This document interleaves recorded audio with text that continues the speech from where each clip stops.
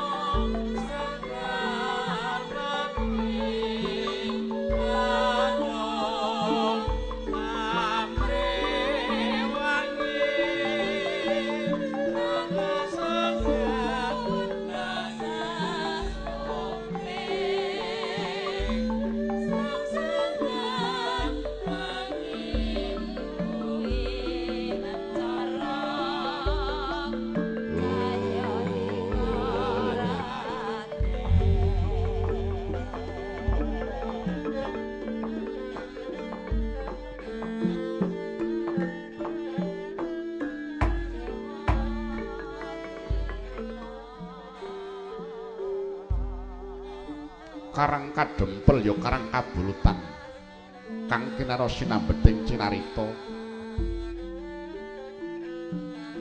kocapori kala semono ingkang lenggah ing padukuan karang kadempel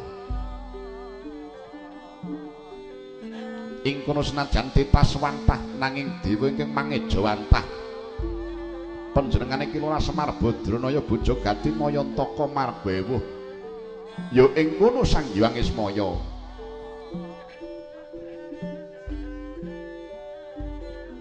kocapa ingkang nembe kewala rawuh satriya Tanjung Anom putra Madukara kekasih Raden Angkawijaya ya Raden Abimanyu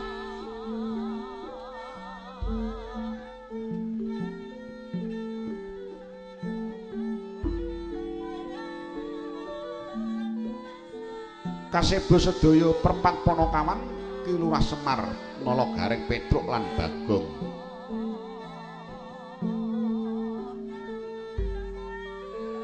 kocapa sawusnya ingkang bendara wis kepara lenggah Ki Lurah Semar Badranaya sigra caos pakurmatan amurwakane matur marang Kang Bendara kepareng lucitaning griya ingkang dereng kawiyos sing lathi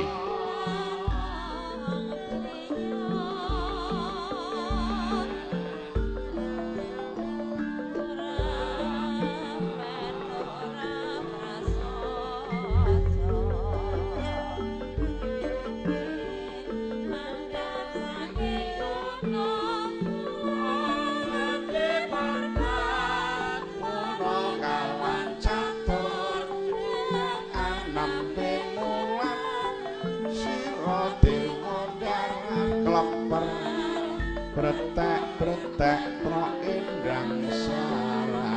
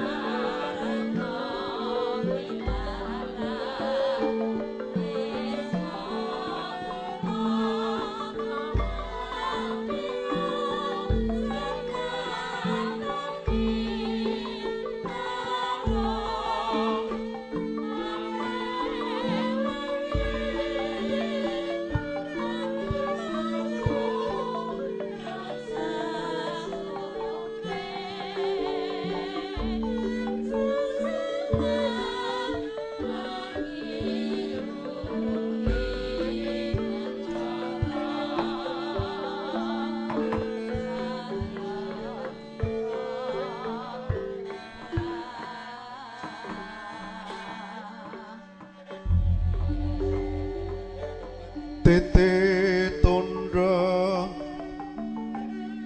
kakating arang Trisundi winayang jati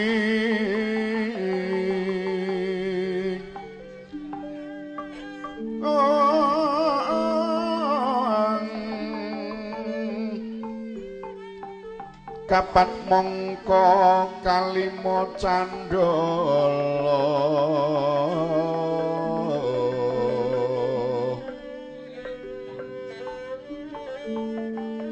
mongko kalima candala kae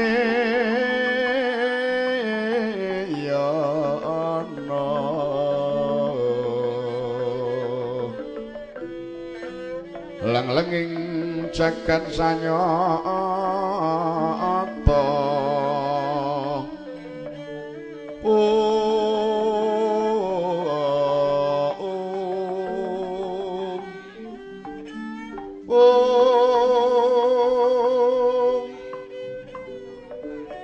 sasi sesapi kumarang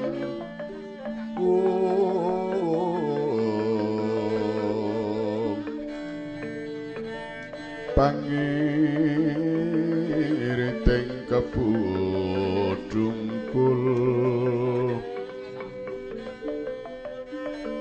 sasi sesapi iku marang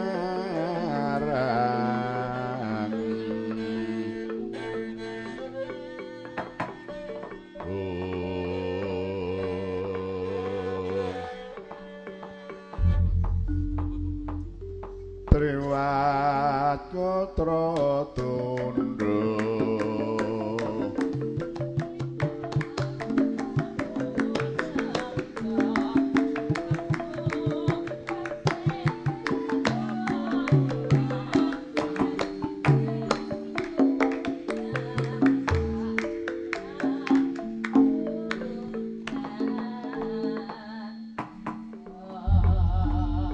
mangke to Gus Ndarangka Wicaya Ndarangka Wijaya kaya Wicaya wong ngomongan karo ngantuk iki dilalah Pak wis yahene kok wis merem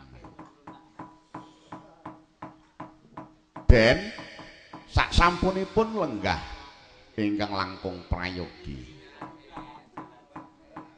kula badhe nyaosaken sungkem pangabekti Gus Ndara kula Abimanyu Siwa Semar bareng adhawu upama aku nampa sembengkak Ki Badranaya mesti aku nampa tulak sarik saka ngersaning dewa aku tedhak ana karang kadempel balik aku ngaturake sungkem marang Siwa Badranaya. Nggih. Kula tampi dawah sami-sami.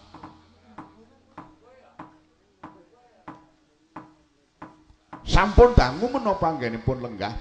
Ya wis sawetara Kakang. Kula nyuwun pangapunten. Kula niki mau do gojek kali anak-anak kula, do seneng-seneng kali anak-anak kula. Mila sedaya kalepatan kula nyuwun samudra pangaksami Gus ora dadi apa Kakang putramu wis padha sowan sampun nala garing pun wonten Petruk pun wonten Bagong pun wonten nala garing Petruk padha besuki nala garing kula nuwun inggih Gus nampi pangedunipun Ndarangka Wijaya Widada slamet nir sambikala bekti kula kunjuk ya tak tampa rewat lumutring puja pangestudiku tampanana kula tampi miwah tangan kekalih kula cancang wonten puceng weni mugi nambana seranduning badan Petruk semono uga padha slamet nggih nampi pangestunipun Ndarangka Wijaya wilujeng bekti kula kunjuk nggih Gus Yo Petruk tak tampa banget panarimaku. Bagong semono uga padha slamet.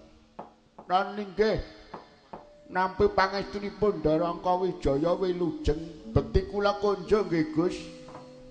Yo tak tampa Bagong ora liwat lumuntring puja pangestu tiku tampanana. Kula tampi miwah tangan kekalih. Kula cancang wonten pucaking weni. Mugi ndadosna jejimat paripih sih kadarmanipun Darangka Wisaya Angka Wijaya. Kowe nganggur bapakmu muni ngene kok kesetrum. Aku ya gumun. Kejawi saking menika Gus. Katitik rawuh paduka kados semengko pengawak braja ndamar sasi. Tangeh lamun yen boten wonten wigati ingkang kedah dipun pedharaken dhateng kula sak anak kula. Cobi Gus. Kula aturi paring pangandika. Ing mbok bilih sak mangkih upami paduka lajeng ngendika kula saged mangertos menapa ing dados dupita ing penggalih.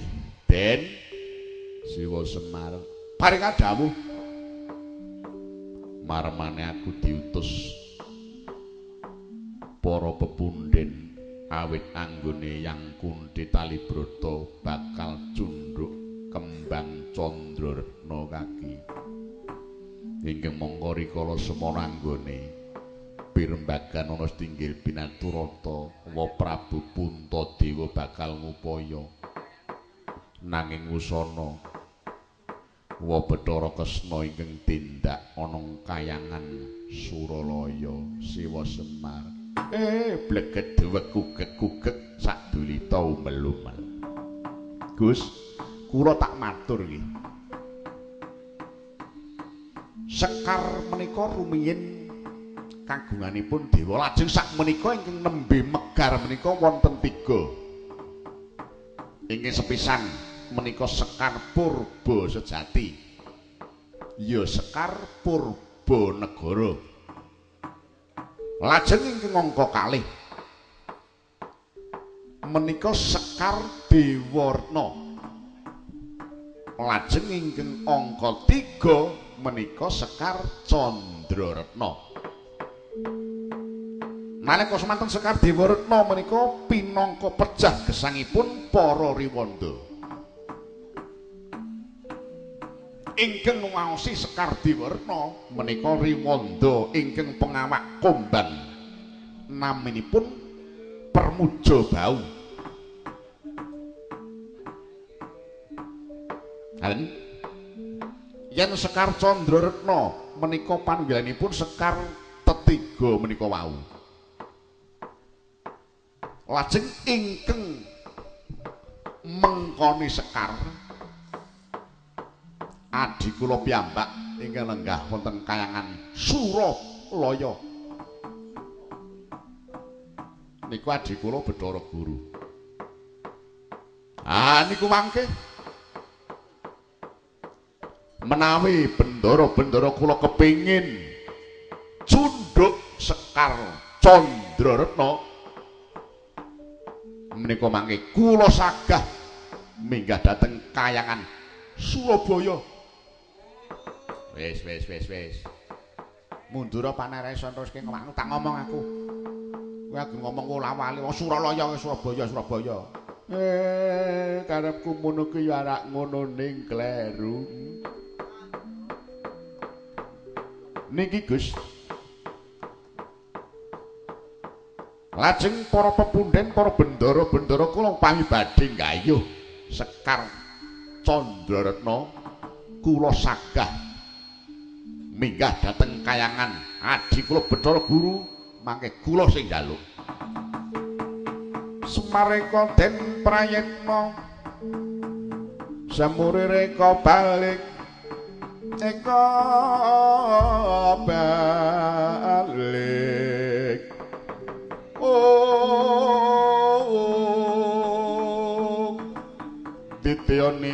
Handayani Trisanya Purnama sasi Gilar-gilar semeti tengahing latar milang ana lintang Bima Sekti